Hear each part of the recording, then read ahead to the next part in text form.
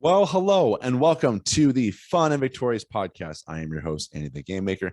And on today's episode, I interviewed Eric Hunley, who uses curiosity to generate a big following on YouTube. He has 3 channels you can watch: Unstructured, America's Untold Stories, and Laid Back News. He's had a lot of great guests on his platform, ranging from hypnotists, lawyers, and even former drunk kingpins. Sometimes the lawyers and drunk kingpins were one and the same. But anyways, I strongly recommend you check it out.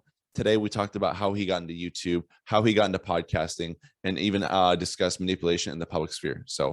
But before we do that, I gotta make money, bitches.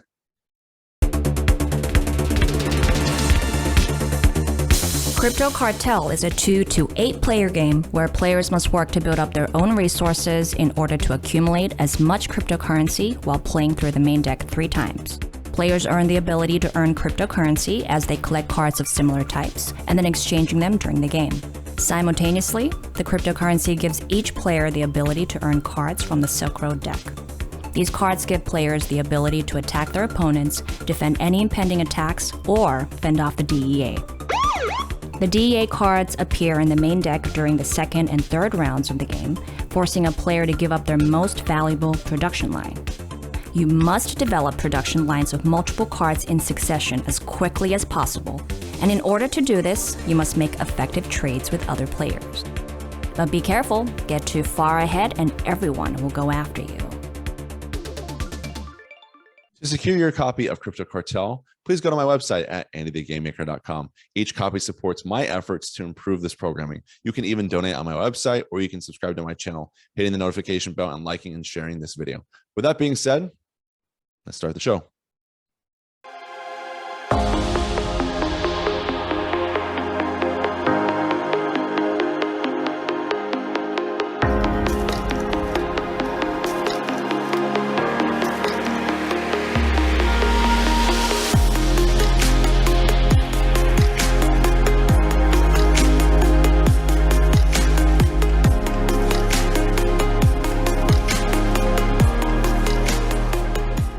Awesome. Well, Eric, thank you so much for joining me today on the Fun and Victorious podcast.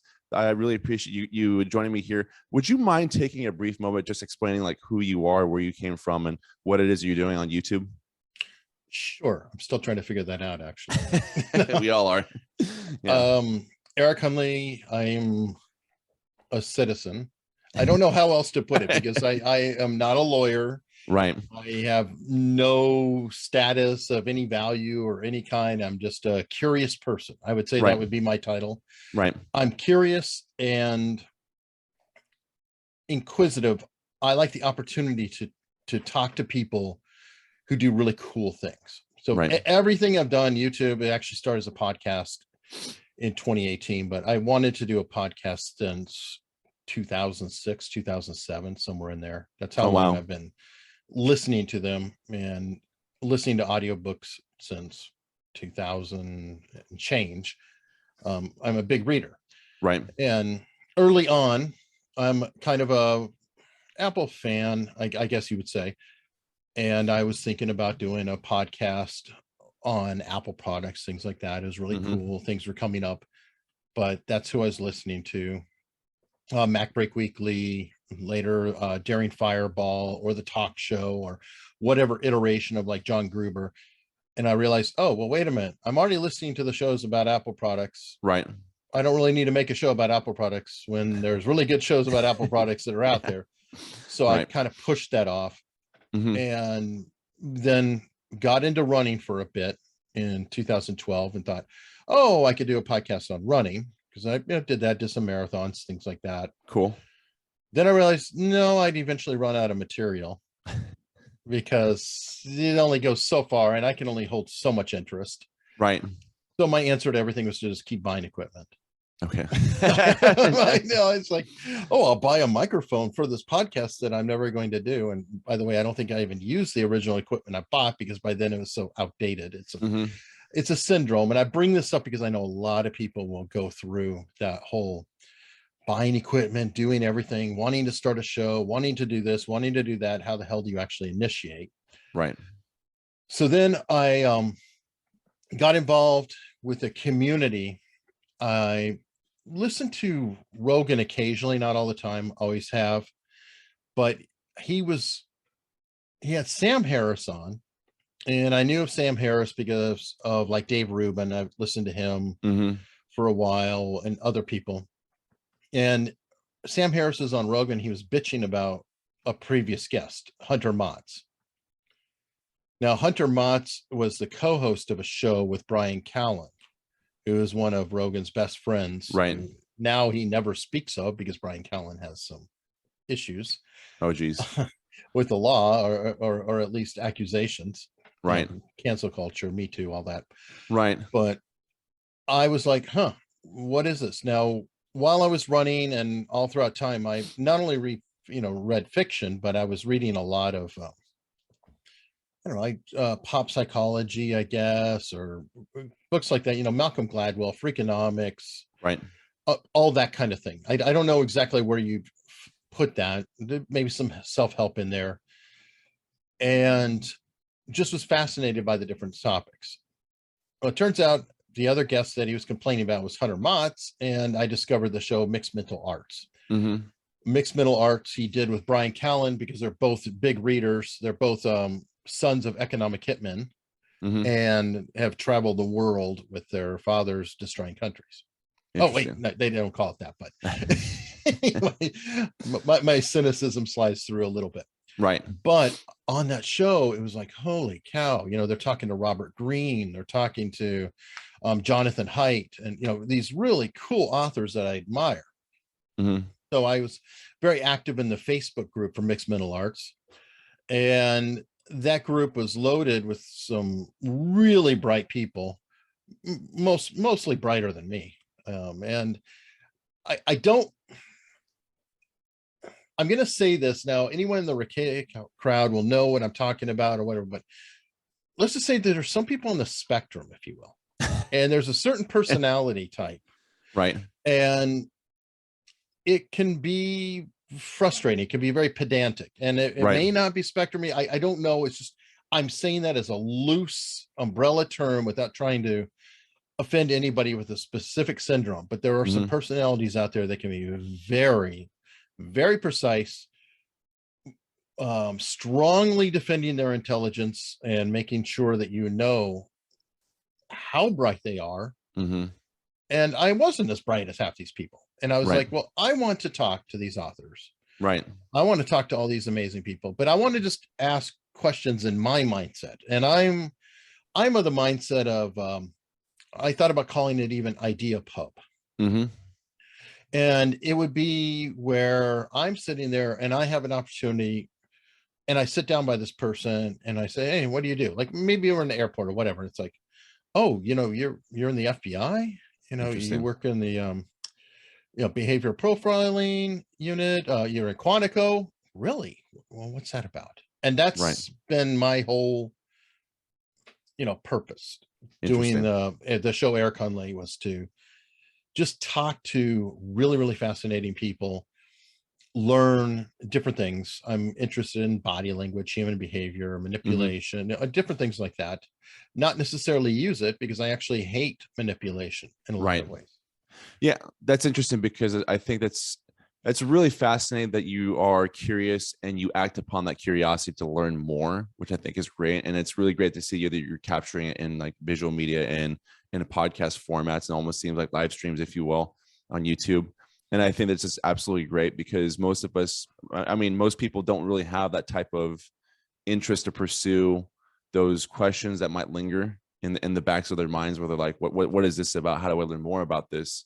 And I think that's something I've learned quickly trying to do this is that you have to be on your A game a lot of ways to when you're conversing and sharing, knowledge sharing is ultimately what this is, which I think is great, which is part of the reason why I really enjoy it.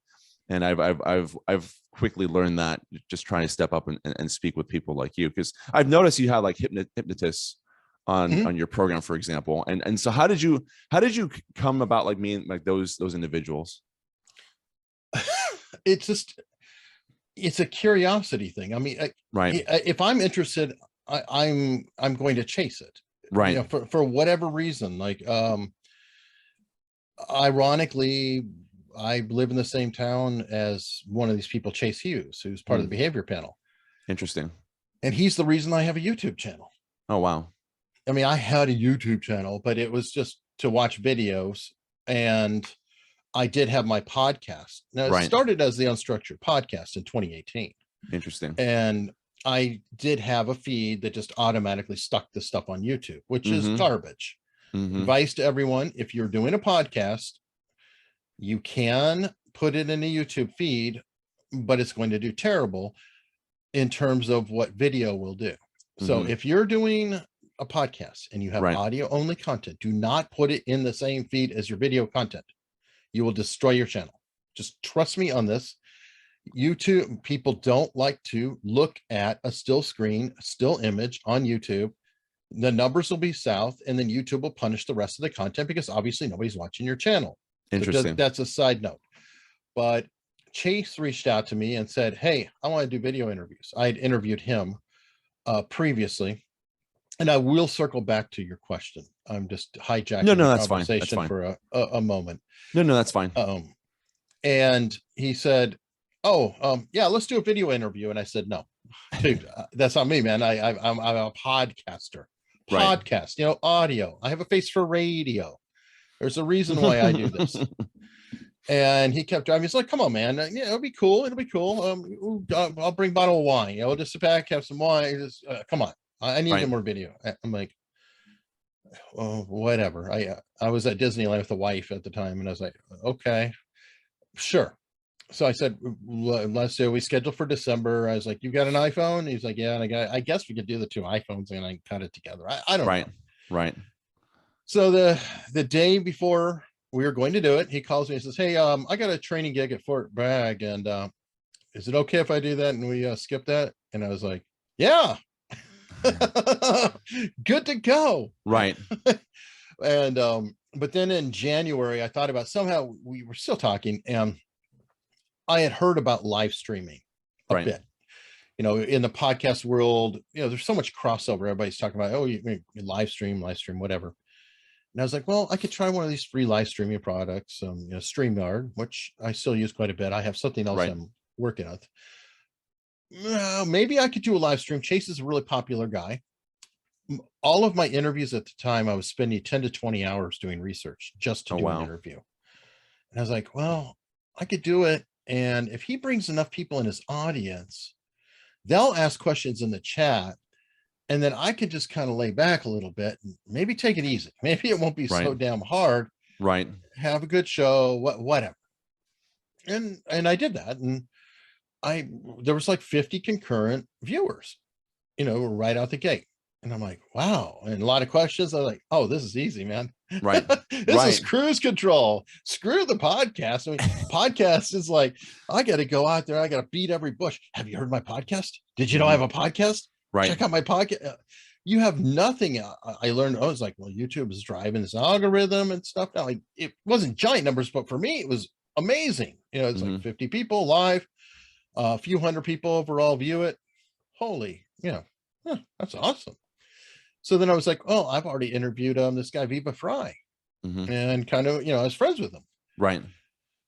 I was like, well, he's a giant YouTuber. He's got 100,000 plus people. Right. I'll bring him on next week, and of course he did. He's a friend.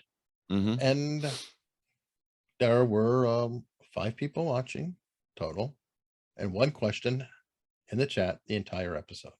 Oh, wow. Absolute crickets. Oh my goodness. The anxiety, I can only imagine. Well, it was fortunate because he's my friend. And so I just started bullshitting with him, and just, going back, just like it was a conversation that we normally have, which I actually prefer. It's sort of like backing into my dream. My dream was to be able to have literally unstructured conversations where I could just talk, and not, here's a formal interview. When you were 13, did you discuss? Boring. Right. I wanted to just chat, argue, pick, whatever. Just people like Sargon of Akkad just, I loved this idea of having these really deep, thoughtful conversations, getting my opinions challenged, learning things like that. and I Right. backed in through the interview path. But anyway, just talk to him, and then asked the important things to me, like how the hell do you walk around with a camera and not be so damn self-conscious? Because like he's donated blood holding it, I was like, Yeah. ask Right. those kinds of questions. So that's Right. kind of how that worked out. So Right. it's still worth it, and Mhm. it did fine. But then the next week I asked Christina Lennon to come on, Mhm. and she's the one who hypnotized Simon Cowell with her dog from Really? Britain's Got Talent, and the paramedics had to be called in. Anyways, she's an amazing one, and then that went back up to a decent level, not as big as Chase, but it's good. And I just kept at it. I was like, okay, I kind of like this format. Right. So Yeah, now back to okay. Yeah. Go ahead. Well, I was just gonna say, like, what's really great about podcasting, one of the things I've learned, especially with the visual media, obviously that there's an extra layer of engagement, which I think is great. But I feel like there's a lot of information that gets watered down from point A to point B. And I've been doing a lot of my own personal research on this too. Like I read a book called I'm not sure, are you familiar with Ryan Holiday by chance? Oh yeah. Yeah, so he wrote a book that I highly recommend to everyone. It's called Trust Me Online. Yep. Yeah, I read that. One Yeah. of the best books ever written. Yes. Seriously. Yeah, that's a great book. I think well, actually, do you want to just briefly explain that book so everyone knows what that is? The book is all about how to manipulate your message through the media. When he was at American Apparel, he figured out, much like Donald Trump later did, by the way, but he figured out how to use the media to not only propel his message, but get free advertising. Right. So one of his methods, and if people want to see this in a really dirty way used, and almost an Intel type operation, the Columbine kids. Now, I'm bringing this up because, as he put it, you will find, first off, Twitter's the good source or whatever. You find who these reporters at bigger publications follow. And then you find these little podunk publications or smaller ones, and you find a way to seed your story, item, whatever message you want into this podunk type of operation. Then that gets picked up by a more respectable journalist, because they're always looking. I mean, there's a maw for content, and they're reading that like, oh. So how he knows how to draw it in a way so it's like catnip to them. They seize the story, and then it gets propelled. And then as soon as one of them bites, like NBC News reporter, whatever, puts it on their website, boom, it goes wide, and everybody circles around and they repeat the exact same story. And it's automatically respectable because it came from NBC News, even though it didn't come from NBC News. So you get this perfect, I say vicious circle, not virtuous circle, but that's how you do it. And all of a sudden he would do it with products, things like that. And it could be, like, I don't remember exactly, but it could be like, a body shaming attire, but it would still get their shit all over. It was a way to get the message out about the product. Now I'm bringing up Columbine because people don't understand the insidious nature of this. The Columbine kids, Nick Sandman, with his expression, started as a BS Twitter account in Brazil. Wait, I'm confused because you said Nick Sandman. I'm thinking about Nick Sandman from what happened 2 years ago at the March for Life, I think it was. Yes. Is that the same one you're talking about? Okay. Yeah, it's that Columbine. Wait. No. That was no. Oh, I'm sorry. It's the other. Yeah. It was some kids. School. Covington Columbine kids. was a shooting. No, not Columbine. Covington. Yeah. Oh, see that? There you go. There we go. One thing There we go. good about It's okay. live is that I can correct myself in real time. For sure. And be wrong. No. I'm glad we got that. Covington kids. Covington. Sorry. That's right. Yeah. That's why you're looking at me completely confused. different. Very true. The Covington kids shot kids up at the March for Lives, ironically. No, well, you know what? Give them time, and Kathy Griffin probably would say that happened. Oh, geez, anyway. Yeah, for sure. Oh my goodness, yeah, definitely. Okay, no, go ahead. Kids started out as a BS small account in Brazil that got picked up and fed through everywhere until this message just resonated and was on every magazine. So it was exactly the perfect example of what he was talking about in Trust Me Online almost 10 years later, because that book was written in like 2009, 2010, and Covington is like 2019 or so. So about 10 years after the fact. And you can see it in real time. And I love that example. And of course, he goes into the history of the muckraking and yellow journalism and all of these stuff. It's like, if we think it's bad, go back to 1800, the election then, and one was had their press writing that somebody's a whore or mother's a whore or Sam Adams is a cross-dresser, or it was right, insane just let it fly levels. right. So I don't know, it's like I tell people now when they're like, I can't believe how bad it is. It's like, did you know? And I don't know if it was 72 or 73 that there was over 200 bombings in the United States. There was bombings almost every day, all over the country. When was this? Bombs. What time period? Early 70s. Early 70s. Interesting. Right. I mean, even I think is that when there's actually a bombing at the U.S. Capitol as well? Oh, they're bombing everywhere. I mean, no, but that's I remember specifically hearing, because I know one of the, obviously people criticize January 6th, say how bad it is, but there was legitimately a moment, I think it was either in the 70s or the 80s, where someone detonated a bomb in the U.S. Capitol. They could have. I don't know every detail. Are you not familiar with that? No, not the specific of it. There was a lot of the Vietnam draft cards and post offices, especially getting bombed. Well, draft centers, what have you. But what I'm saying is these are actual bombs going off. And by the way, Weather Underground, who was one of the top people doing it, top groups, had Bill Ayers. Bill Ayers, what is he famous for? Right. He ghost wrote Obama's book. Right. He's a professor. Right. His wife, she went to prison and got out and was finally pardoned by Clinton. She's a professor. Angela Davis. Communist, oh my goodness, professor.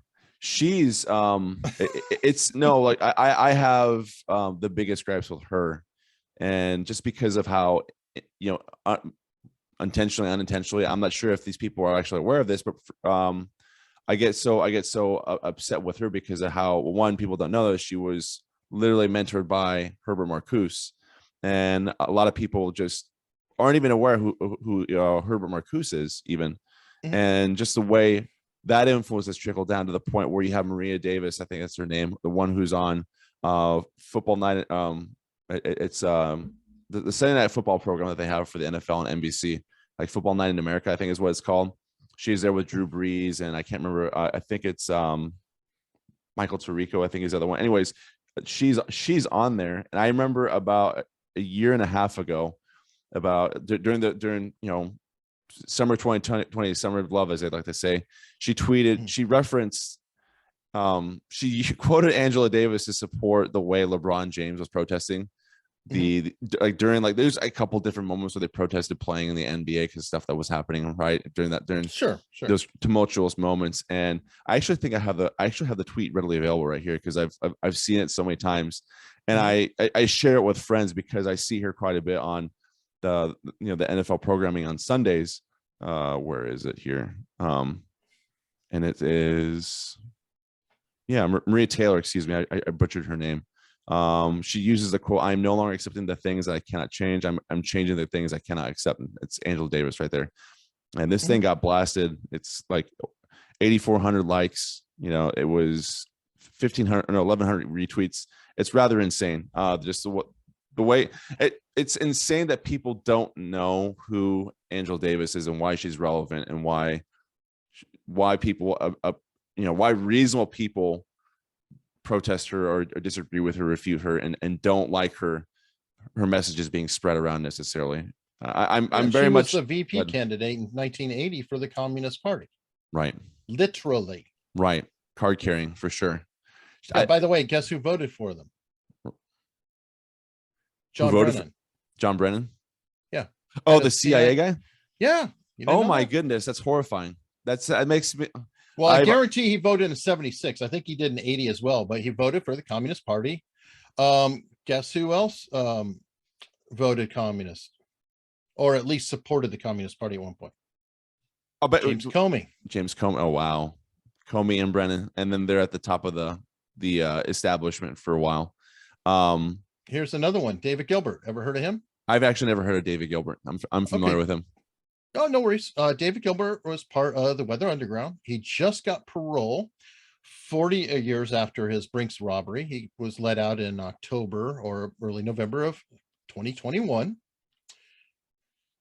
His son was raised by Bill Ayers, Bernadette Dorn. They adopted him. So this Weather Underground. And by the way, what is he in prison for? A Brinks robbery, killed a guard, good American stuff.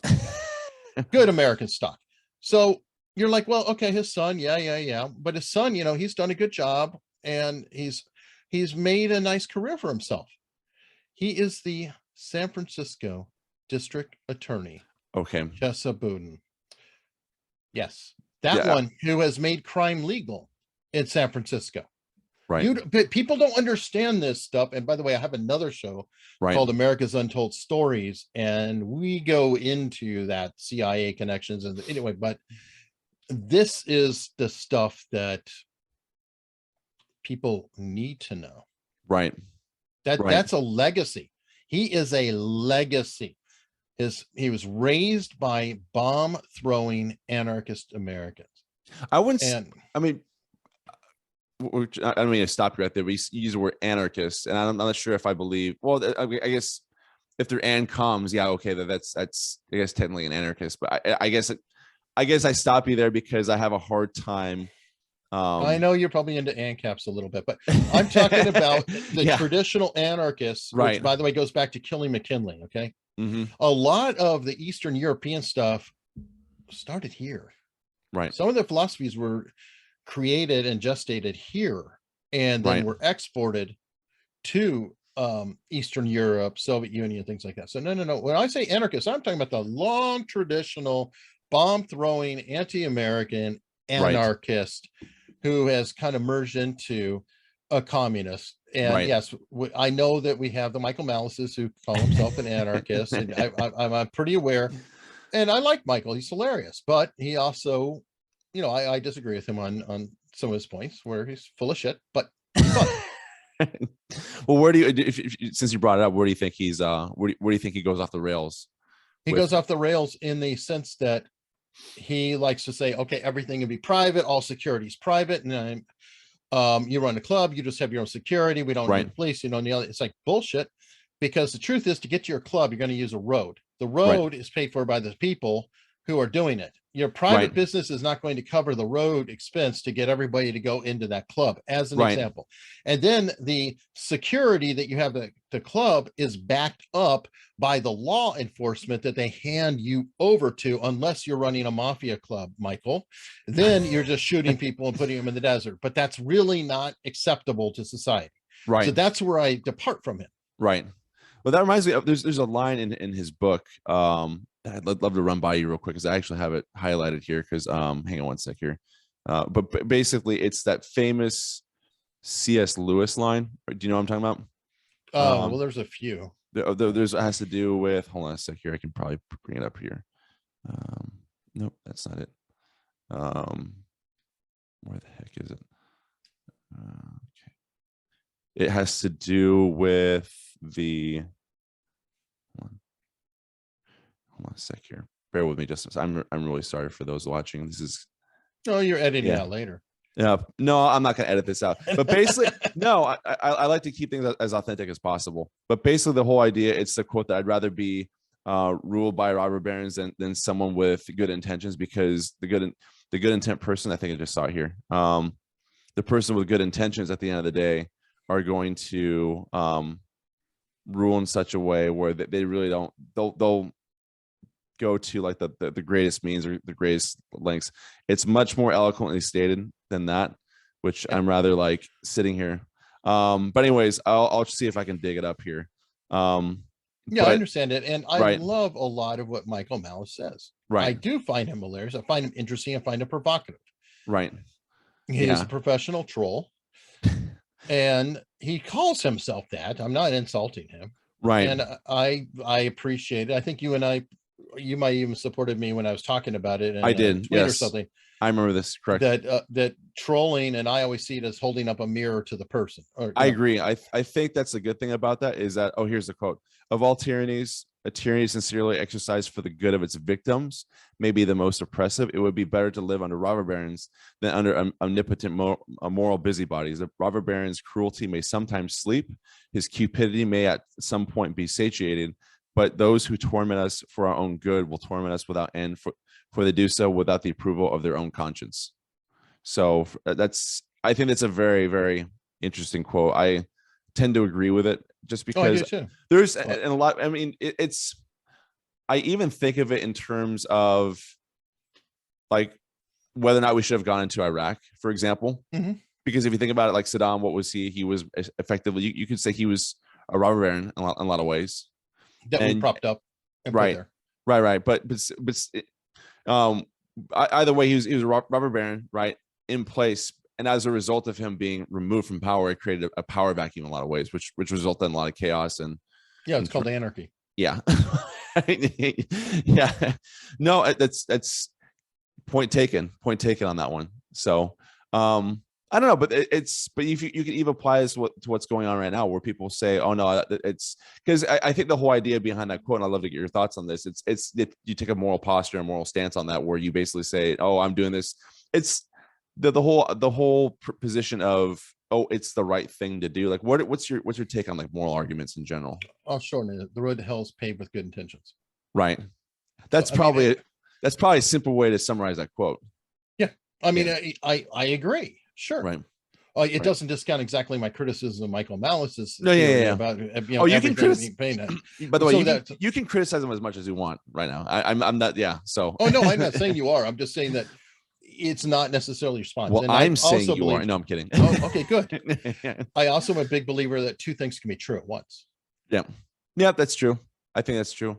I think the problem though is that with most people is that they tend to just default on the expertise of others, and I think that's kind of it reminds me of another authority. Yeah, and that reminds me of the other book I was reading before we took this interview, and it's a book that I read. It was called hang on a sec here. I actually have the notes readily available on my phone. It's called Spy the Lie, and it was written by a bunch of CIA operatives, and they just look at reasons why people accept lies, why people miss lies so easily and aren't able to detect them necessarily.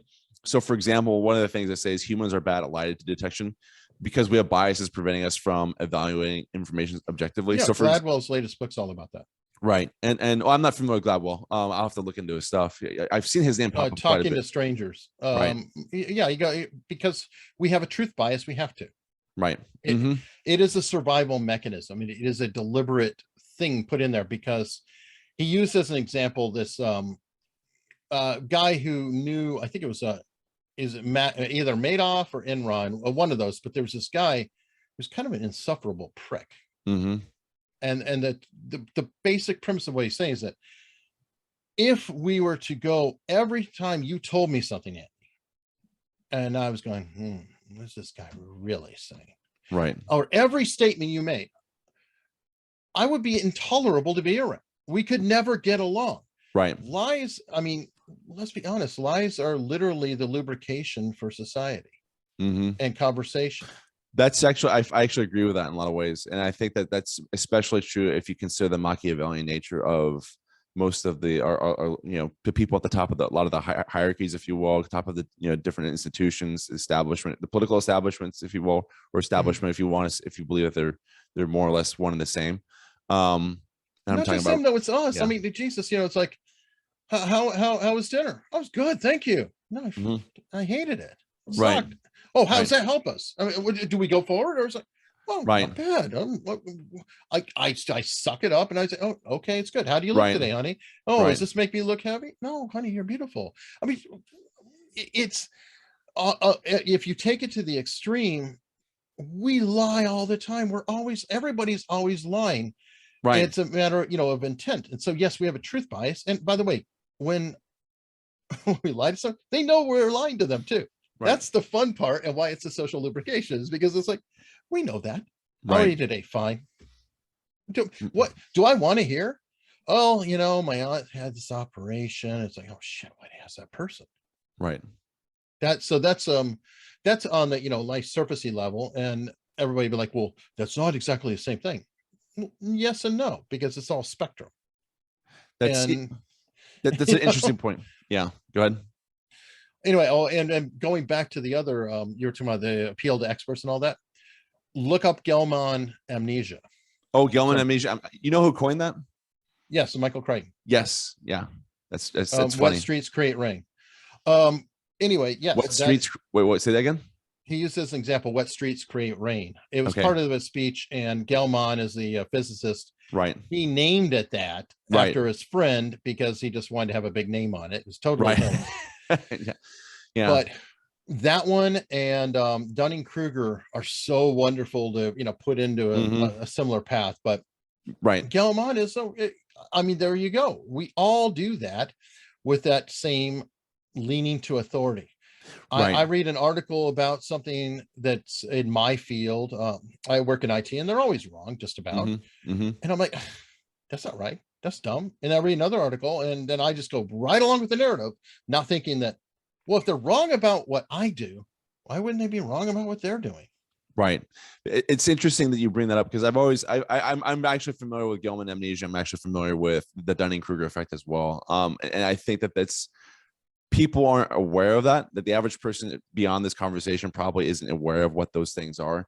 And I think one of my favorite ways, and like another example I've heard of like Gelman amnesia is like you have like a newspaper in front of you, right? You see what's on the front page, like this is absurd, and you literally flip the page like, oh, that's interesting. You completely forgot about the lie that you just read coming from basically the same source in this instance. It might be a different journalist altogether, and for whatever reason, human beings have this inability to pick up on that or be aware of it or just at least take that into consideration when they're engaging new information. It's cognitive bias. It's pure cognitive bias. I mean, it's a matter of, I like that.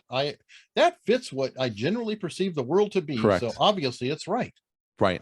And I think what's also like interesting is that if you like, generally speaking, I'm sure you would agree with this. We as human beings, I mean, you don't even know who that person is though, which is a funny thing. I guess they're to your point, they're propped up as, with some type of authority. But if the moment that you meet a stranger or you have even a casual acquaintance, the moment they tell you that one lie, everything goes out the window in terms of like, can I trust this individual? But for whatever reason, if they have some semblance of authority, it's like, okay, maybe I'll give them the benefit of the doubt for whatever reason, even though they're basically, a casual acquaintance at that point, just as well. It's also a huge believer in hypocrisy and double standards. Right. Because if I didn't have double standards, I wouldn't have standards at all. An example, today, one of my shows, I think the media is trash, right? I think it's garbage. They're liars. They're horrible. Right. But yet I was super excited because our show got mentioned in the LA Times. I try to own this, it's like, I still happy, Well, if I'm going to be okay, I'm going to attempt to be charitable towards your position and go against this idea that you're not in support of the LA Times still in this instance. You just like that it got visibility is really what it is. That's really what you really like. It's not so much it has the branding. It's just you like the eyeballs that goes along with the LA Times is probably the better way to put that. Well, and I also like the credibility. Let's be honest. Even though I think they're garbage, it still is something I could damn sure put down later on. Look, my show was mentioned in the LA Times. Yeah, that adds the credibility. Is it truthful credibility? Yes or no? Well, a broken clock is right twice a day, right? Sure, they are. Depends on the clock. Yeah, I can fix that for sure. Moving it. No. So you have a couple different of YouTube channels. You have America's Untold Stories, you have your Unstructured, and you also have Laid Back News. How did you come up to developing 3 different platforms? Is it just largely does that go around like the subject matter of what it's related to? Is it just like what's go ahead. It's another convoluted story if you like convoluted stories. Sure. But I'll interrupt you if I need to with questions. There you go. Yeah. Well, you did say you like examples of how things happen. For sure. I think there's a tail in here of opportunity out of strife, if you will, or problems. Okay. So the obstacles away. I'm all about that. Oh, there you go. Yep. Yeah. Back to Ryan Holiday. But well, yeah, I believe it's a well, Stoic he's really stuff, Marcus yeah. Aurelius. Right, But yeah, right. Yep. Go ahead. And no, I haven't read the book. I just know what it's about. Yeah.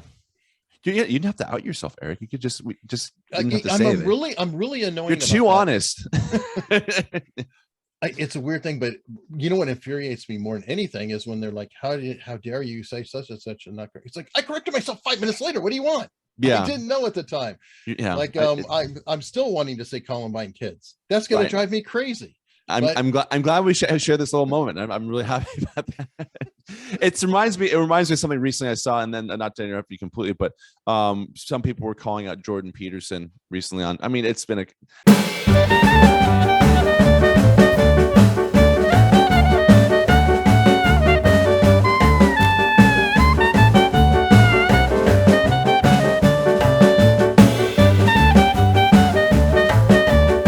right. Go ahead.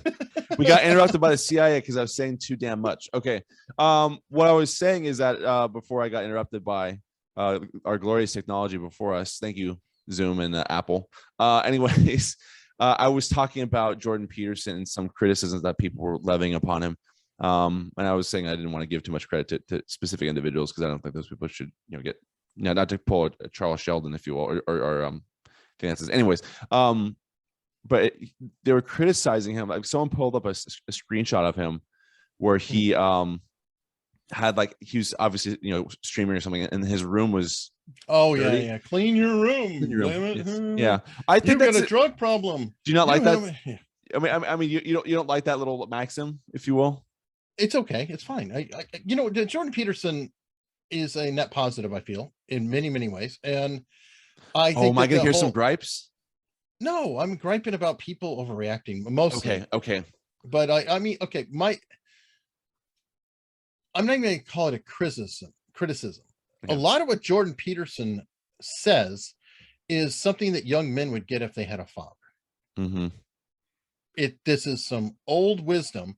And I brought up Jonathan Haidt before.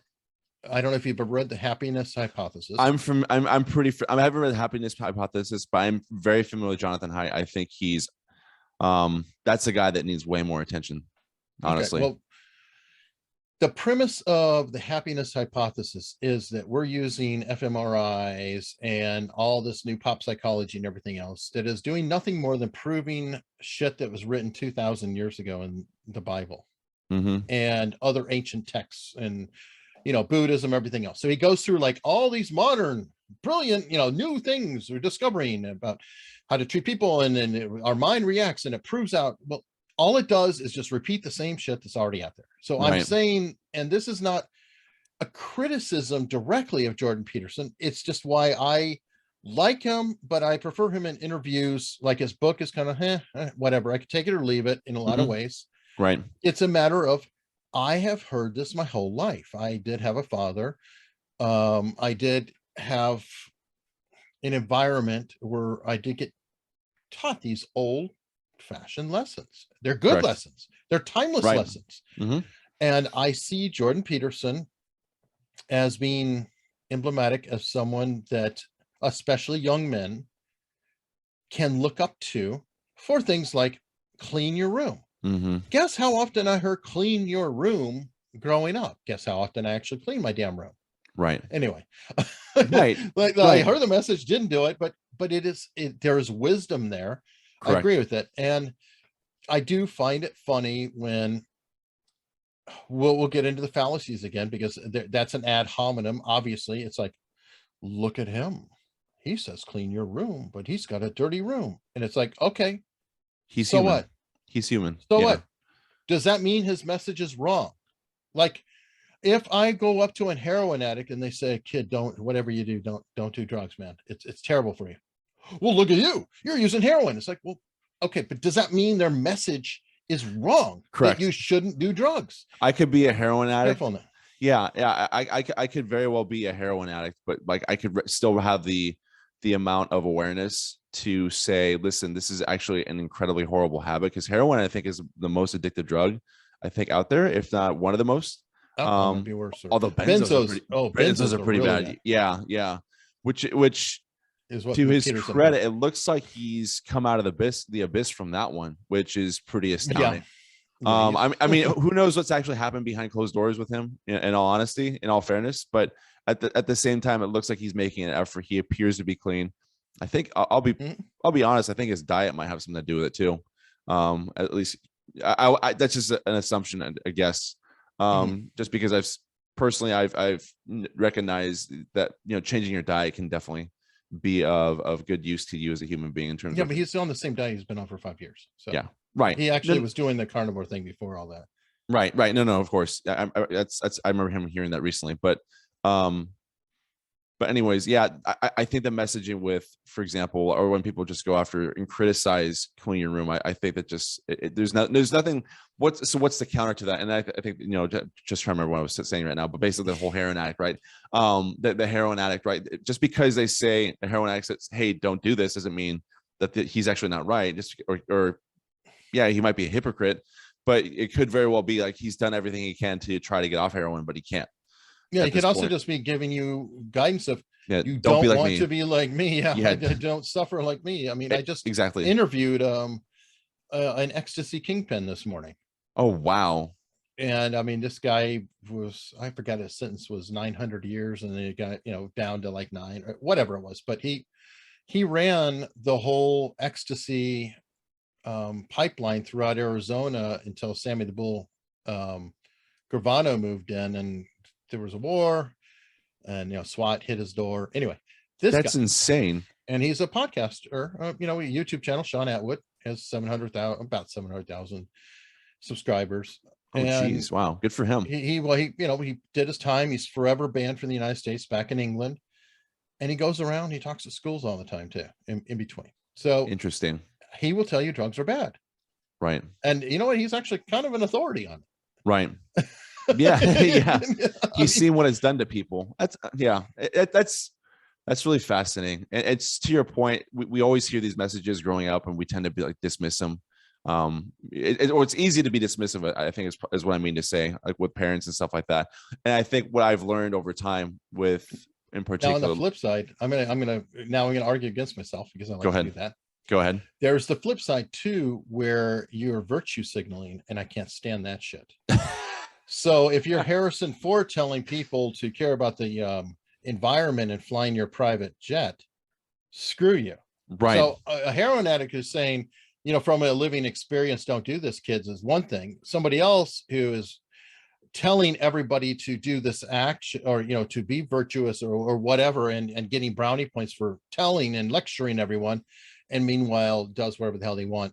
That's another. So I will say that there are different, again, two things can be true. That's a good call out. Yeah. Interesting. It's that reminds me. I know we've already talked about Michael Crichton though, but I think when I learned in like the mid 2000s that he was very much, I don't want to say climate denier or global warming. His Chernobyl speech is phenomenal. Oh, for sure. If you have it, I should probably put that in the description for this video. But basically, I know exactly what you're talking about, because I actually looked into a lot of the stuff that he said and did. And I think, and he even wrote, he did a fictionalized version, basically. State of Fear, talking about the climate change and how people were taking advantage of it for their own greed. I want to say if he was, rest in peace, Michael Crichton, if he was alive today, I would not be surprised if he was one of the intellectual dark web types. Oh yeah, for sure. He'd be hanging out with him and Christopher Hitchens. Christopher Hitchens. If both of them were alive today, they would definitely be. Yeah, they would definitely be intellectual dark web types. Why did he have to die? He was the entertaining of the Four Horsemen. Sam Harris is a dick.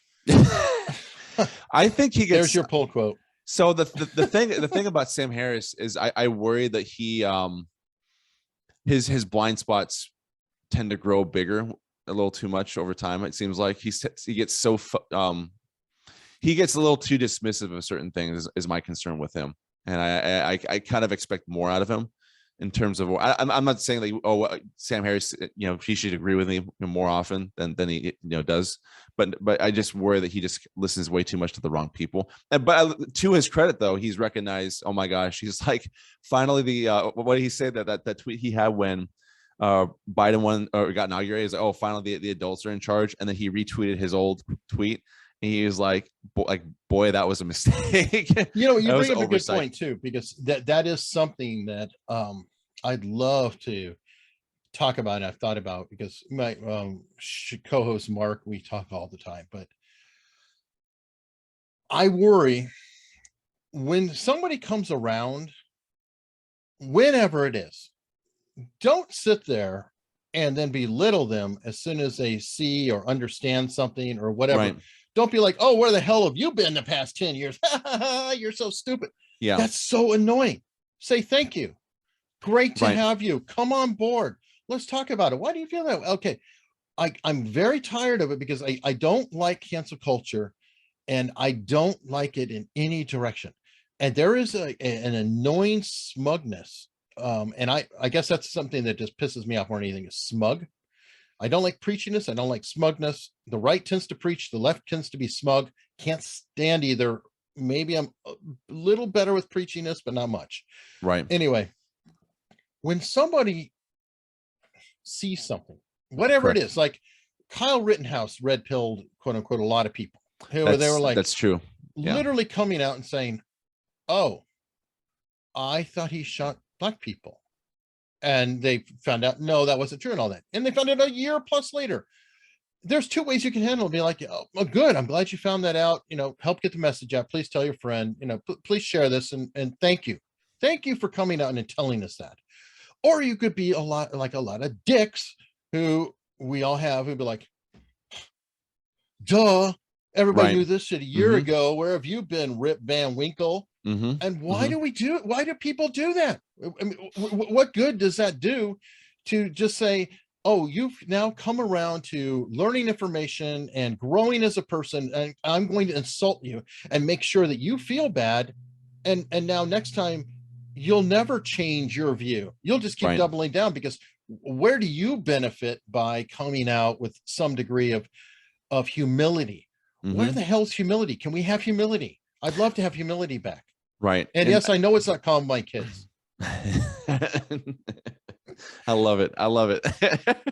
We're gonna that's almost gonna be like I hope someone memes that and has like the picture of Nick Sammons as Columbine kids at the bottom or something. Oh, please.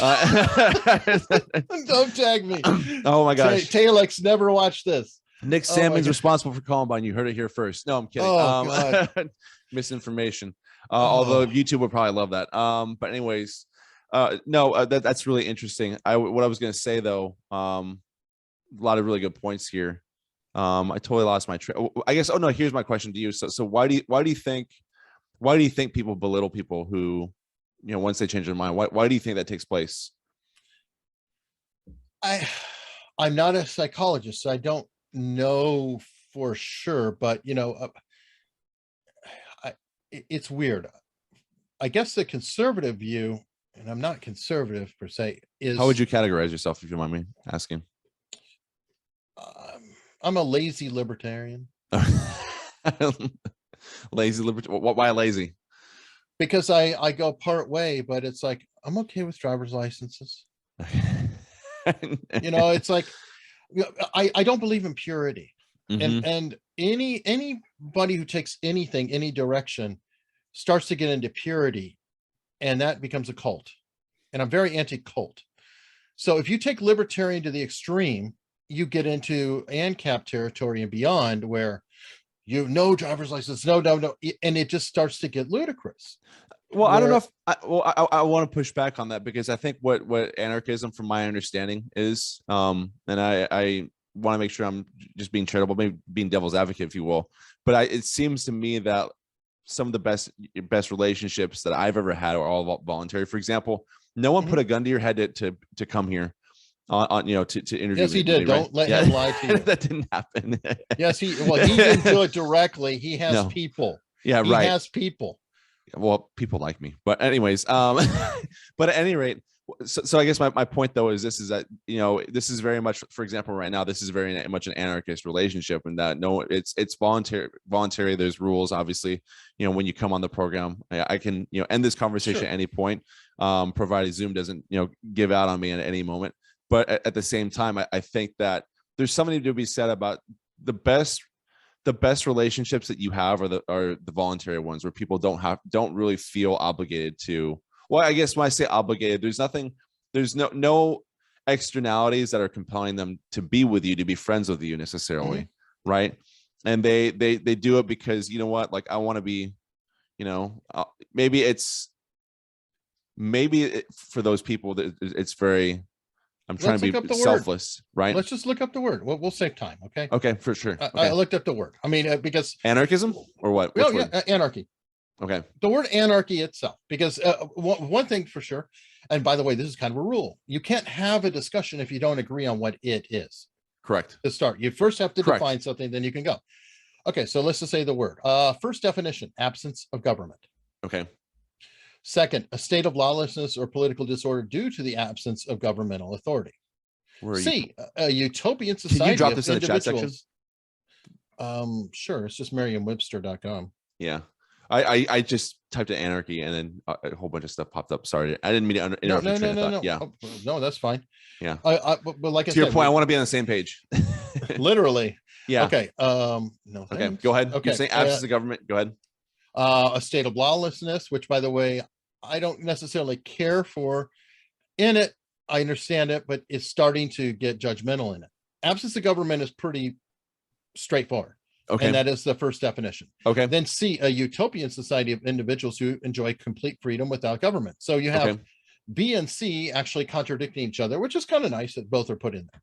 Okay. And then it can keep on absence of order. So what you're describing is a relationship. Great, but that's anarchy itself. If we go to the definition, it's saying zero government. Right. I think this other definition, which says absence of order, is a bit misleading. I don't know if I. Right. Well, I guess what I'm going to say is I don't agree with it. I don't agree it's absence of order, because there's always going to be order in some way, shape, or form. Well, because you're going to have something develop within, no matter what. So if you want anarchy, go to Somalia. Go to Sudan. Go to Libya. And you can have some active slaves, actually active slave trade. It's right there for you. Right. So that's my issue. That's getting into purity. Okay. Well, there can be zero government. Okay. Well, then what happens in a vacuum? Well, the same assholes that say want zero government are going to get their asses run over by people who collect together and do that. So I don't like purity. Same way as I don't want to go all the way to the extreme. I don't of the right. I don't want a religion dictating everything I do, and I don't want a university, because those are both religions. Okay. Yeah. Okay. And to me, atheism's a religion. Okay. So anyway, that's that's where I think. Well, yeah. I was gonna say I agree with that. Okay. I guess a personal anecdotal example that I thought of, where I think a good example of anarchy is me and my decision to go to church, right? It's because I'm again, no one, I guess you could say God is compelling me to do that, but again, it's my choice to believe in God. It's my choice to ultimately to go along with it, is the way I would describe that. And I think anarchy because it's again, I guess there's nothing, because that's freedom, dude. It is free. Really, well, no, but I think that's the thing, though, is I think anarchy and freedom go hand in hand a lot. I'd say the actual opposite, because the more you descend into anarchy, the less free everyone is. I don't know if I agree with that. Because you're beholden. I don't. If we take the government out now, here's the thing: I'm a small government guy. Okay. I'm very much. I really love the U.S. Constitution. I think they did a great job. The founding fathers. If only we could get back. Yeah, I know. If we get back to it, right. I guess you would say, is it textualist? I am, meaning I'm like, they did it, it's done, stick to the damn thing. It's pretty tight. Don't need to mess with it. Okay. That's a very baseline set of rules. Take your game. You're a game maker, right? Right. I am. Okay. Well, quite literally, that's your name. Yes. So this is true. Know what? Screw that. Let's toss the rules out, and let me just pull the contents out and say, here, I'm going to throw a basketball at it. And that goes to the Jordan Peterson interview recently with Rogan, but it's true. So we take your game, and I just look at it and I go, yeah, okay. Video persuasion. Right. What the hell's that do with anything?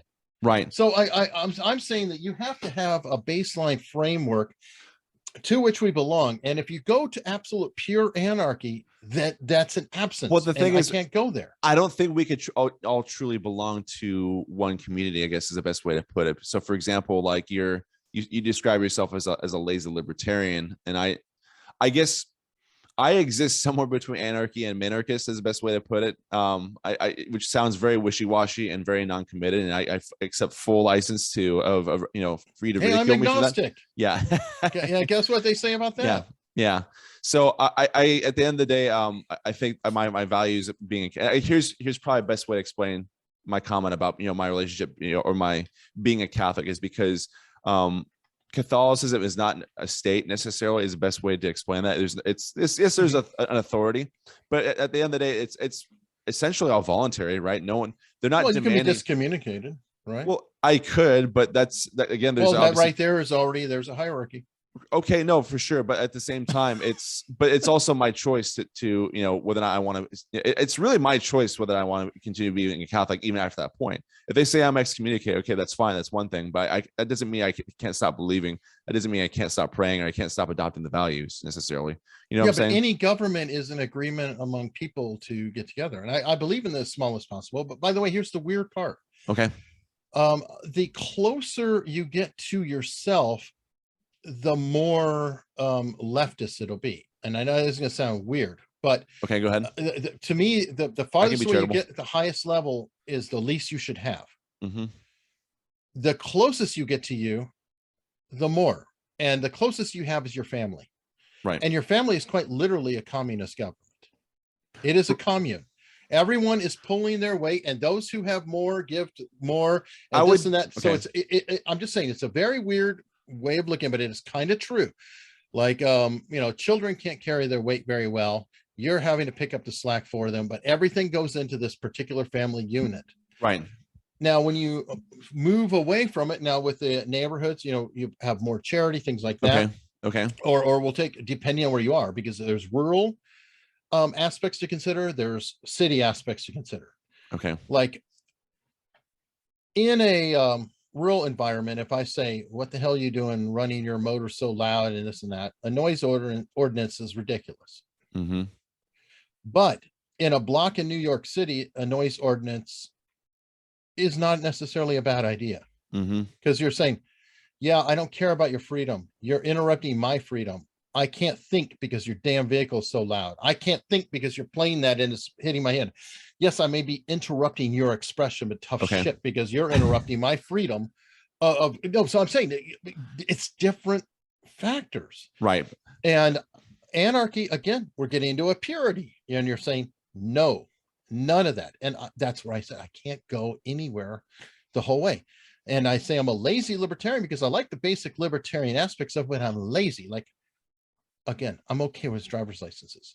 Why? Well, I'm okay that you took a test and to get the car, and hopefully learned how to drive good enough so I don't freaking die when I'm on the same road with you. Okay, I guess, but I think there's other ways of accomplishing it. There's a lot of really great ways we can go about this, what you just said, because you said a lot of really interesting things. There's one thing I want to push back on, because you said the family unit is it's communist. I actually disagree with that, and I disagree with that because there's that. So when I think of communism, I think of, well, at least what they try to push is pure symmetry. Obviously, that never happens with communism, right? No, it never happens. But there's still asymmetries that exist within my family. For example, like I don't think I've mentioned this before. I'm married. I have 2 kids with one on the way.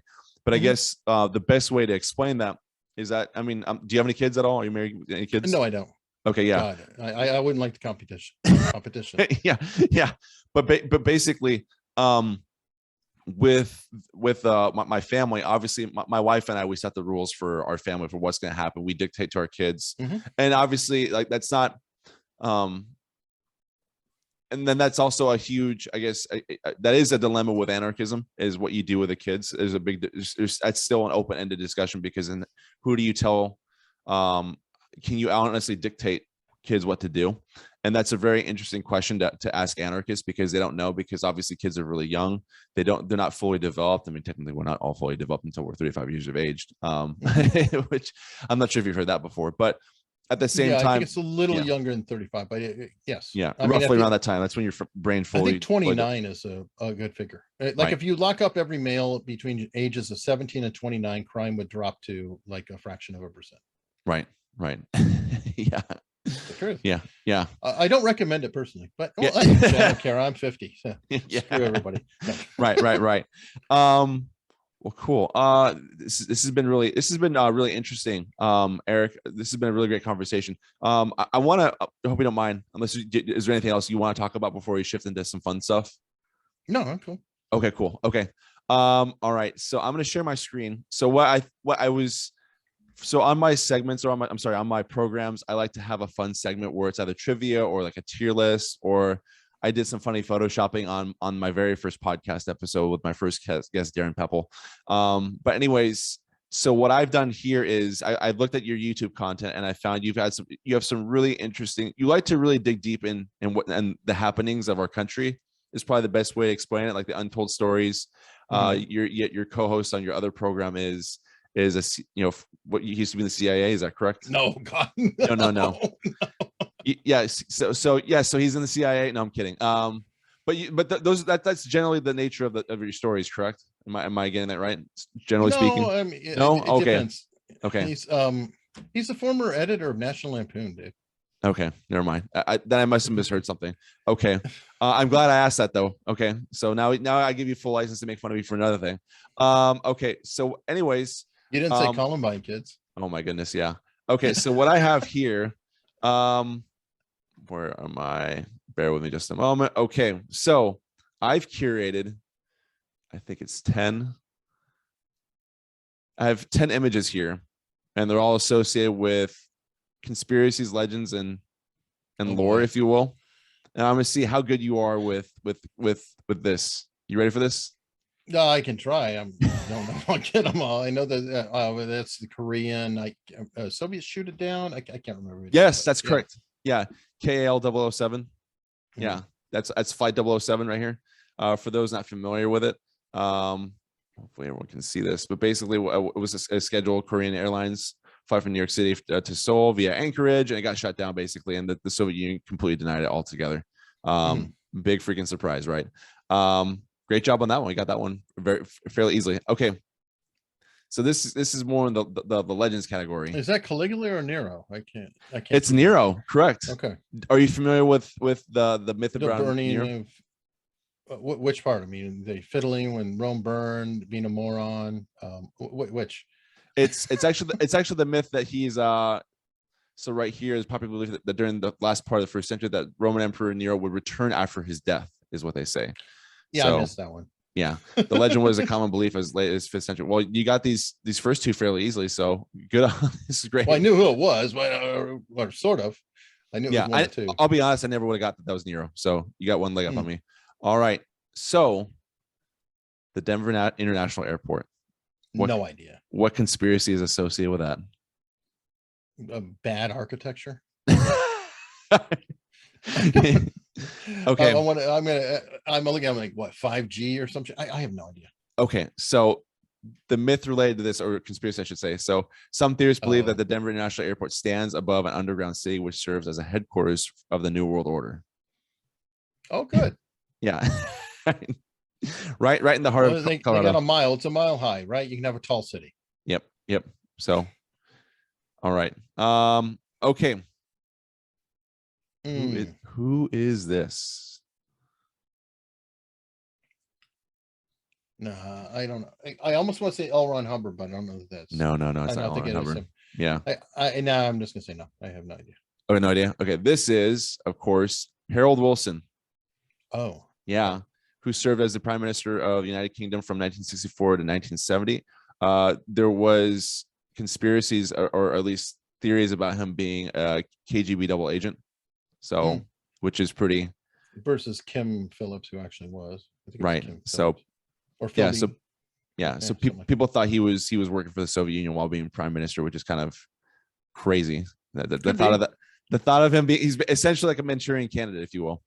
Well, there's actually a very pro Soviet contingent in Europe. Yeah, You might appreciate it, but it's a weird thing that there are pro-Soviet, anti-Russian people out there, and a lot of this is driving the whole Ukraine mess. Interesting, right? Pro-Soviet, anti-Russian driving the Ukraine stuff, but that's weird. A lot of the Ukraine is more pro-Soviet, whereas Putin is Russian, and it's a weird. Do you actually believe that? Oh yeah, he's definitely much more Russian than Soviet. I do not think of him as Soviet in any way. Really? Remember when he came into power, the first thing he did was get rid of the oligarchs. Yeah. Okay. There's a lot that he's got a really bad rep, and he probably did kill some journalists. I don't know for sure, right? But a lot of his moves are kind of Trumpian. Interesting. Okay. You know what? The only thing that I know of Putin that it kind of has me sold on him being pro-Soviet is the fact that he used to be at the head of the KGB. Yeah, I know he was in KGB. But sure. I'm sorry. Yeah, of course he was. Yeah. But that doesn't mean he's Soviet. No, that's true. KGB. No, that's true. That goes back to the Heroin Act hypocrisy, the example, right? Just because he was at the top of, that doesn't mean necessarily he advocates for what it is. Well, everybody was working for something in the Soviet Union. That was the very structure of it. Exactly. So no, that's true. I want to make sure I'm giving credit where credit's due. So I'll have to look at that. Okay. All right, here we go. Oh, this is one of my favorites right here. So I have here. MK Ultra probably. Wait, have you seen this before? It is MK Ultra, by the way. Okay, we'll give it away. LSD 54. I mean, Yep.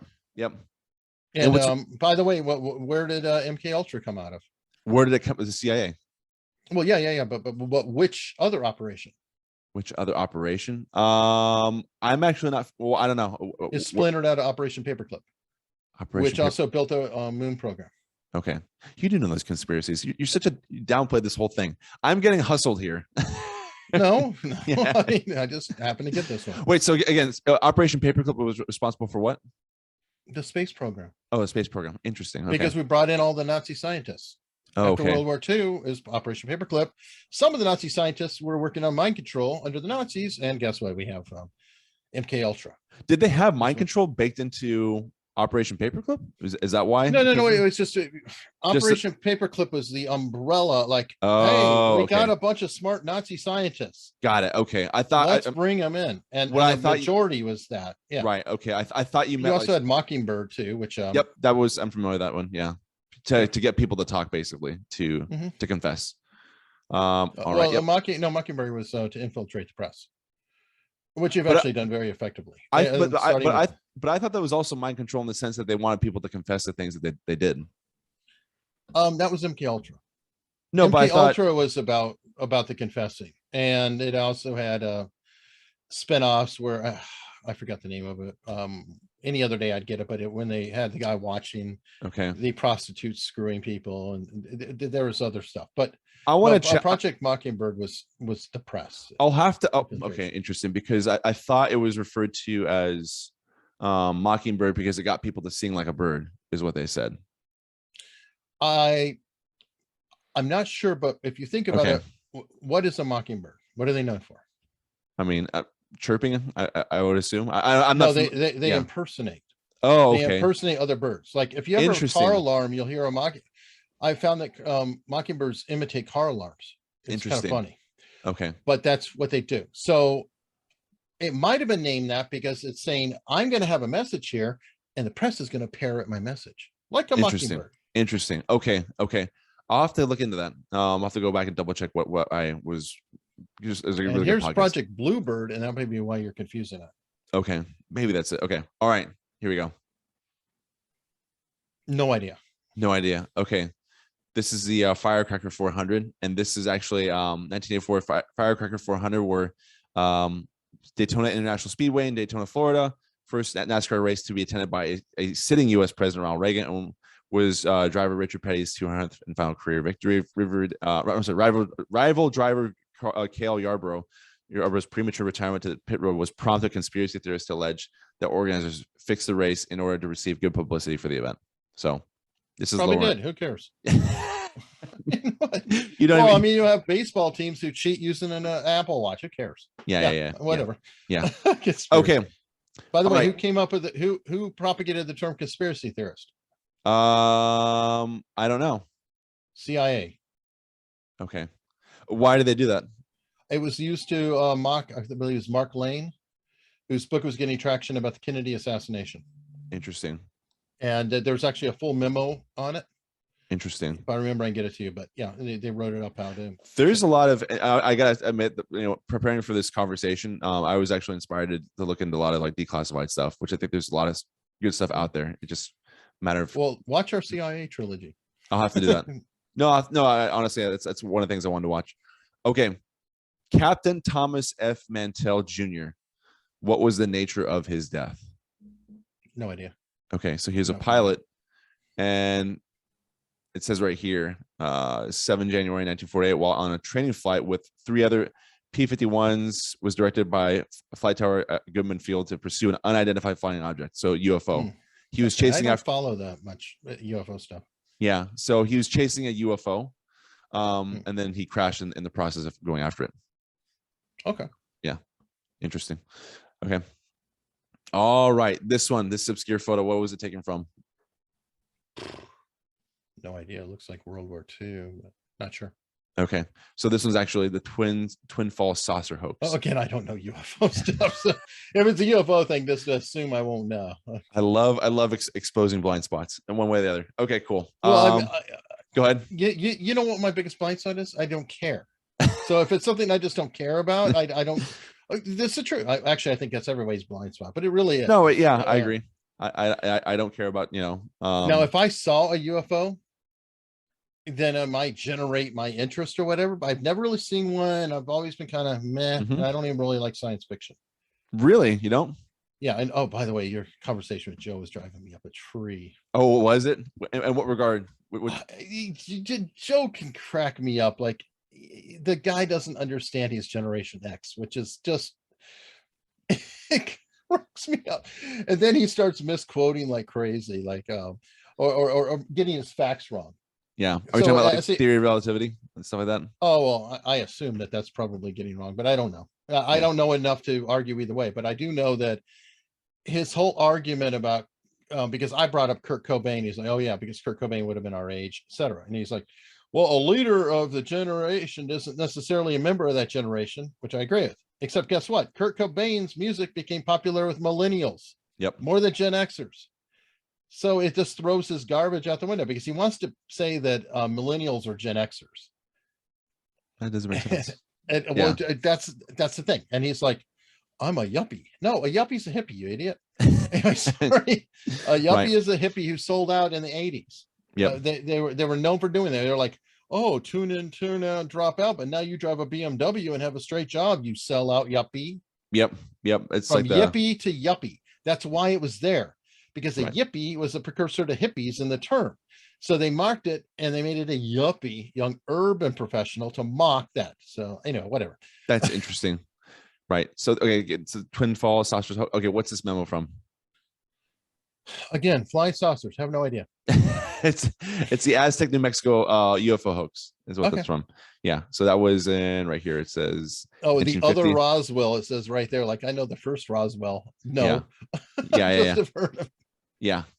So, okay. Which is interesting because the author is Frank Scully, which I wanted to say that X-Files. Probably naming Agent Scully, right? No, she was actually named after Vince Scully from Los Angeles Dodgers broadcasting. Oh, it's even better coincidence then.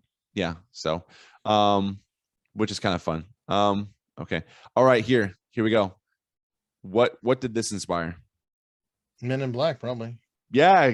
Great. Good shot. You actually did better than this than you thought you would. Yeah. So Men in Black. Yeah. That's what they knew too much about flying saucers. So pretty cool poster or pretty cool cover art, I think. Yeah. Especially from his time. So. Well, cool. Pulp Fiction art is awesome. Oh, definitely. It's like steampunk. I love steampunk. I always thought steampunk was just very cool looking. I'm not fond of the cosplayers of steampunk, but I would agree steampunk is actually kind of cool on its own. No, I'm talking about like back like Jules Verne. Oh, okay, yeah. I love it's a weird thing. I love something that is futuristic from the past. Like you're looking at their vision. Like I love Art Deco. Yeah, no, think I was Art about to Deco's say Art awesome. Deco. Art Deco, yeah. And I think that's whenever I think about Art Deco, I think about, fortunately for me growing up, it's that was one of the things I think we talked about with how do you define a generation basically. I think it's all the cultural influences from when you were growing up. Mhm. One of the things I had fortunately as a kid was Batman the animated series Mm. and like the early to mid 90s. And what was great about that is they definitely had like an Art Deco feel to a Mhm. lot of what was going on. And it's actually really good storytelling for being a kid show. Even as an adult, I think it's still pretty impressive. I mean, granted, there's like, it's funny because it was made for kids, but there's like guns in there, and there aren't guns in there. And then like most animated series nowadays, I watch stuff that my kids watch, and it's like, Well, they banned Looney Tunes. yeah. What do you mean? I In mean, what regard? Looney Tunes is considered really Out of problematic. Yeah. I hate that term, by the way. Oh, for sure. Yeah. Because it's got violence and this and that. Wile E. Coyote and Roadrunner is nothing but horrible violence with bombs and guns and this, and it's all about killing and it's hyperbole. Yeah. no kidding. Yeah. It's funny. It's called Yeah. funny, Right. and kids laugh. And Oh, by yeah. the way, I say it's funny. Right. You know what's really funny is my daughter, she watches, I guess she's seen some of the original Tom and Jerry cartoons and she thinks they're hilarious, and she's like only 6. Yeah, And they are. that I think is even some that's even considered problematic for the same reasons where I would say Popeye is probably the one that might be, because there's kind of a definite vibe of victimization of olive oil and kidnapping from Bluto and stuff. I mean, that just what he does is he gets in fights with people is what happens. He's effectively a glorified drunken sailor for kids. Yeah, if you think about it. And for a lot of kids at the time, it'd be dad. Yeah, that's true. Yeah. That's so fun. And I want to ask you a question because you brought it up. So like, you were talking about specifically the sci-fi segment with me and Joe. So what did you find? Like what specific thing do you remember from that segment that you thought was like off or that was a sticking point for you? I'd have to go through it. Anytime I listen, and believe me, I love Joe to death. He's on all the time, but Joe goes down alleys, and you have to really be careful with Joe and listen to what he's saying. And he's bombastic, so he's going to override you. Yeah, and he'll probably watch this and be like, "What? Eric doesn't go to hell, guys." That's what I can say. Yeah, whatever. But I don't know enough about it. So it's like when it gets into some of the, science fiction or whatever aspect, I'm not knowledgeable. Mm-hmm. And I definitely, as you see, will duck completely away. Like flying saucers, don't know, don't care. That's not my thing, because I don't want to argue it. It's just the way he presents some arguments will drive me crazy, like the Gen X stuff. And he's so off base. It's just kind of like, are you kidding? And of course, I'm going to get the most annoyed because that matters the least. Right. I see it right now. I see it's almost like I can see Kurt and Nick rallying to your cause, I guess, because they both gave him a really hard time for what he was saying about the theory of relativity and stuff like that from what he was okay, actually, thank you for saying that. That right there, I can sum up everything in one statement. What is it called? What is the name of that again? The theory of what? Relativity. Not absolutity. Right. But that's what he was shooting for in an argument. Right. The whole theory is relative to a concept, not an absolute thing. He's seeking an absolute thing. Right. So just the name itself is literally saying this is relative. Now you're in IT, right? I am in IT, actually. Yeah.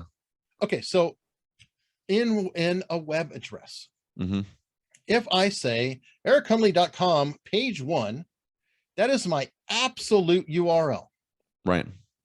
But if I'm on page 1 and I reference /page 2, what is that? It's a different web page altogether. It is a different web page, but what am I saying? I am saying relative to / means root. Relative to root from me is page 2. Right. If I was being absolute, I would say https://erichunley.com /page 2. Right. That's an absolute. Right. So because it's on its own, is what you're saying, right? But so I'm saying /page 2. Now, Page 2 could be any damn website in the freaking world.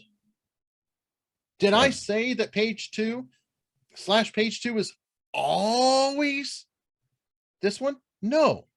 Relative to page 1, it's this. Right. And that is why I'm saying, what the hell are you arguing about? Because it's a theory that is relative, and then he's bitching about the speed of light. Okay, well, fine. The speed of light can be faster, slower, whatever. Well, guess what? Everything else around it would be faster, slower, whatever. So again, we still have a steady measurement. Right. We're saying here is our one baseline. Right. I'm saying everything involved here is relative to erichunley.com. Mm-hmm. My main page, my images, my this, my that.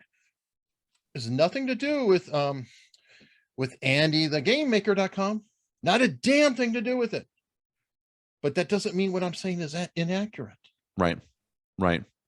He hasn't seen he hasn't seen. I'd love to get his reaction on watching Interstellar. I've not seen that. Oh my I'm goodness. not really Where am I? What's going on? I know. You guys in your movies, like Kurt hasn't. No. It's very easy. I'm just gonna call you nerd. Okay. Hold on. Nerd. No. Whoa. Hold on. If having watched Blazing Saddles makes me a nerd, I guess I'm very nerdy in that regard. But then what's the? Dude, that's been so long since I've seen that. No, but the thing is this though, is that Kurt hasn't seen Blazing Saddles. I reluctantly got Joe to watch excuse me, Blade Runner. He was supposed to. By the way, I agree with Joe on that. Yeah. I don't know. Well, no, he said time and a half. I'm like, oh, maybe that would work. I've never been able to make it through Blade Runner without sleeping. Okay, I don't blame you for that. No. That's a fair criticism because of the pacing. So I don't blame you for that, and it's really slow. That's a problem with most people. And basically, one of the things that Blade Runner is interesting because of the visuals and because of the story surrounding how it was made, and then the debate whether the as long as I don't have to watch it, cool. Because Metropolis is the same thing. A very famous 1920s movie. I know Metropolis. I can't get through that. Hey, you just call me a nerd, and then you immediately assume I've never seen Metropolis. How dare you? No, I've definitely seen Metropolis. It's not the same. I would say it's not the same. You could say the pacing's slow, but again, those are two different animals. And no, they're the same. Boring, and I sleep. Oh my goodness. 100% consistent. Yeah. Relative to those movies, I'm sleeping. But for its time, and I mean, it's supposedly great. So fascinating, great visuals. So put it in a book, and I'll flip a couple pages and say, "Ooh, that's awesome looking." Get all that, and I'm intellectually honest enough to say that that's an important movie, or that's an important book, or that's an important thing, and still not enjoy it. But at least that's an aesthetic. No, that's fine. That's good. No, good for you. Like because there are some people out there who refuse to engage. And so I guess it just comes down to your personality at the end of the day. Me personally, I'm all about I don't know, I'm like you in the regard that I'm curious as well. I want to see why something is loved. I also watch stuff that, why is this hated, for example. And like, for example, Linkin Park. Is it Linkin Park? Is that the one with Josh Hartnett? Well, it's the band. Oh, the band. It's Linkin. It's like, I'm pretty sure there's a movie called Linkin Park with, and I just added myself in watching a really horrible romantic film, I guess. I don't know. Yeah. I think it's a band, Linkin Park, or it's another one, but it's like always mocked. Like it's a band, early 2000, whatever, and they're a decent band, decent songs, and for whatever reason, they're chosen as the band that everybody mocks. I can't remember. No, Nickelback is the one everyone mocks. Nickelback. Okay, well, it's not a bad band. What the hell's, it's like, I'm not going to say, oh my God, it's a favorite band, but a lot of people dig their songs, whatever. I'm not necessarily into them. ABBA, very talented band. I don't necessarily want, but Dancing Queen, no, it's got a pretty good beat. I'm not trying not to hate on it. I'm trying to be open. I may not like it, but I can appreciate somebody having different taste. Right. Yeah, I don't know. Like I'm always reluctant to criticize bands like that, and again, it's like Nickelback, whatever, because it's like, okay, so because I look at it as I take a moment to reflect on myself, and before I compare anyone, like, could I do what they're doing? No, probably. No, could many. Yeah. I mean, how many people can sell as many albums, and can they fill up a state? Can they fill up a stadium arena? What they can fill a damn big crowd. Right. That's an art. even Kim Kardashian. I mean, I can go spend all day long and say, well, what does she do? What she's a marketing genius of some kind. She has these people following. I don't get it. So maybe that's something missing on my part that I just don't understand yet. Right. I think that's you know what, that's a really good point. I think that's a really positive note, because there's a lot of stuff that we don't understand, and I think that should encourage us all to look into that, to see why that is, and give at least, because it sounds like you're at least trying to be charitable in this instance with Kim Kardashian. Yeah, with anything, it's like, okay, well, Right. for some reason people really like this person. Yeah. I don't get it.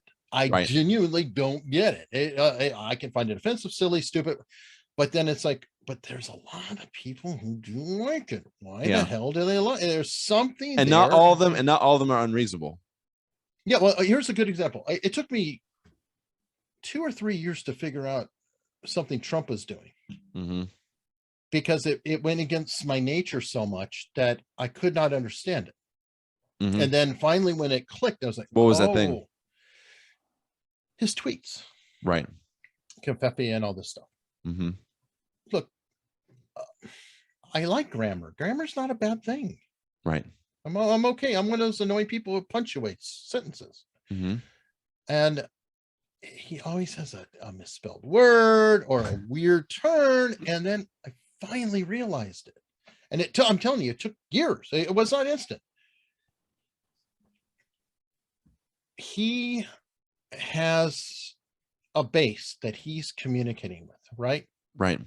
And they will read what message he is trying to convey. But he's so hated by the facilitators of the communication that it'll be suppressed. Now, how can you make sure that it's not suppressed? If he puts in a mistake or a blunder or something in it, and then it will not only not be suppressed, right, it will be amplified, right, as these people mock him, by the way, who will never support him in any way. But guess who will see it? His supporters, or people who are at least open to supporting him, or people who are on the cusp. And it took me years, because that is some high level manipulation shit. It really is, to get this weird little pattern to get it out. So that's an example that I can hold up and say, just the same, I don't understand. There's something there, and I haven't cracked this code necessarily, but there's a reason. This is a really interesting idea, and I've actually thought about. I think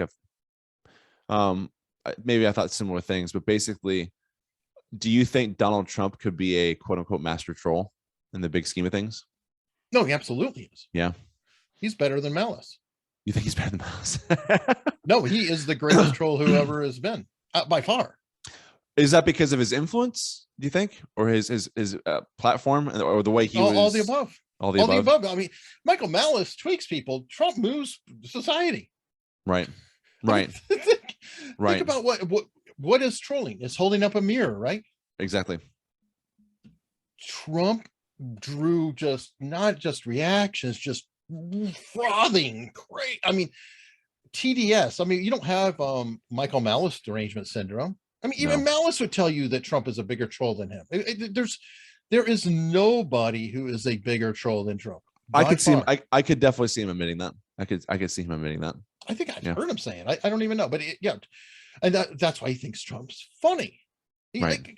They're two birds of a different feather, I guess, or two birds of a feather. Pretty similar. Yes, I'm saying two birds of a feather. Is what I meant to say. Yeah. Yeah. A rap, hip hop artist, very similar to Trump. Yeah. That provocation things. And WWE. Trump is a character. Yeah. Right. He fit in perfectly in the WWE sphere. He developed it. This is developed out of that time. Interesting. If you listen to older Trump when he was on Howard Stern and everything else, he didn't sound that way.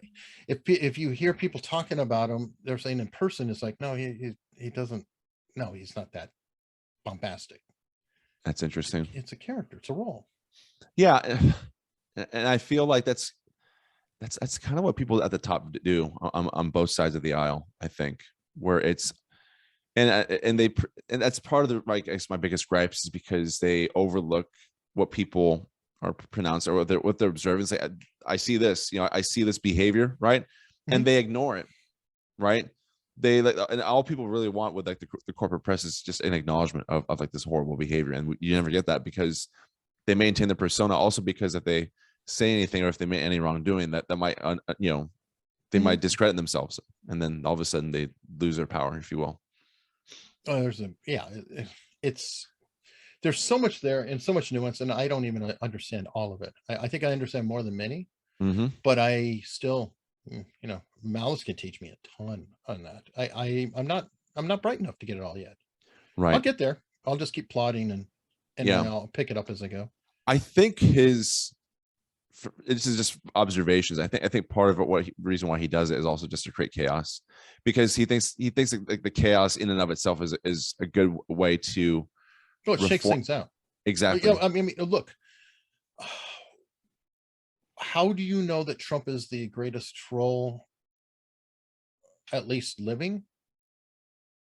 Nobody has exposed the media like Trump. Nobody, not one person has literally flipped an industry on its head and tweaked them into a pattern of behavior, both left and right media, by the way. I mean, all around. If you look at the way they reacted to him and how this came out, to where they just flat out lie, where the New York Times just says, screw it, we're not even having an ombudsman anymore. And it's like he forced them to just drop the facade. They literally have written, no, we don't even need to be impartial. We're not even going to pretend to be impartial. He is that bad in their mind. He is that bad. He is the personification of Hitler. So he trolled them so hard that they dropped all pretense. They're not even faking it. They're just flat out lying. Right. And you see them lying. And that's one guy, one person. Right. Name any. Barack Obama, hugely popular, all that, right? Did he make that kind of a dent? No. Nobody has literally exposed such a thing to such a degree, with his entire administration hating his guts. I mean, you think about it. The guy was against the CIA, against the FBI. They both were totally against him. Right. Half the people heroes like John Brennan. Yeah, Comey and goodness, on down the line. Yeah. Look at the effect he had, good or ill. You don't have to. You may hate him, fine, whatever. Don't tell me he did not have an effect. Yeah, that's actually a really good point. It's something I was actually trying to challenge that in my mind as you were saying all this, because it's really hard to be able to challenge that idea simply because he was at the center of it all for the most part, if not all of it. And I think Matt Taibbi, are you familiar with Matt Taibbi? Yeah. So like, I think he has one of the best lines. He said, Trump has lied more than any president in U.S. history, but no one has lied more about any president than President Trump, basically. I'm kind of butchering the quote a little bit, but like you get the idea. Is that the way the corporate press consistently lied about him, it was just so overwhelming that it just turned people off. And that very much plays into the sentiment that Trump is actually probably the greatest troll of all time. He also, while he is here, I'm going to throw another dichotomy at you. Okay. He's probably lied more than any other president in history, and is the most honest president we've had in at least 70 years. Oh no, yeah, I've heard that. I've heard, you know what though, that's not mind blowing to me at all. That's something I've heard other people say too, and actually makes perfect sense. You explain first before I, qualify that. First off, a lot of it that's supposedly a lie is not a lie. It is people parsing words against spectrumy and getting semantic. Right. Starting even before he was in office, and he bitched about people wiretapping his stuff. Right. Or he. But they weren't wiretapping. Technically, wiretapping is involved connecting to a wire to a phone line. Yeah. But they damn sure were fucking monitoring him. Excuse my language. Yeah. So okay. In essence, what he said was the truth. But he gives the wrong word.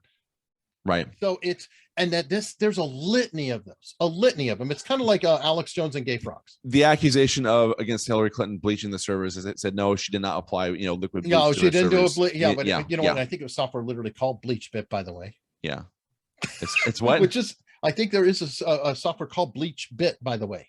Oh, which okay. is about it does that. It literally Right. formats hard drives and you know, you encrypt and re-encrypt and Interesting. re-encrypt. Another way, I think you work in security. I think a poor man's version of that is you would install a game like 5,000 times over a hard drive because you can't really get rid of anything, but you can overwrite the sectors so much it's nearly impossible to get them.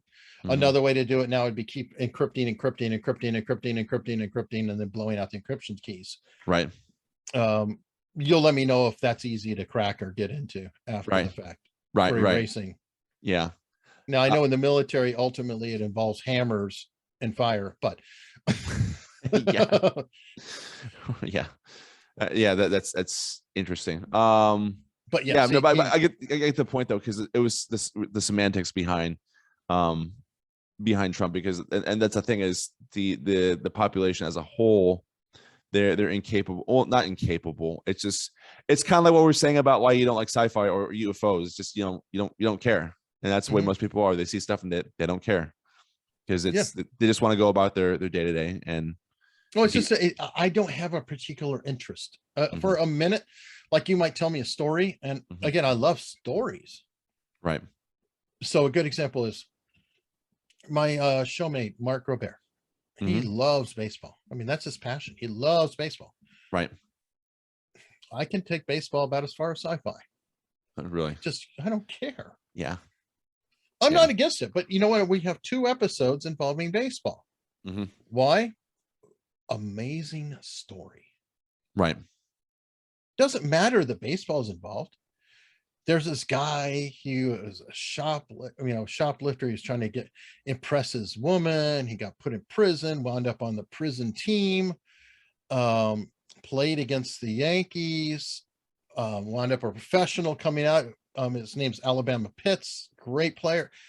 Fascinating. Oh, this is an amazing story and cool things. Happen to be baseball, but it doesn't matter. It's a story. So that's kind of where I go. So in general, it's like a subject and like, no. But if you had tell me a really cool story about that, then I might be like, oh wow, and get into it. Cool.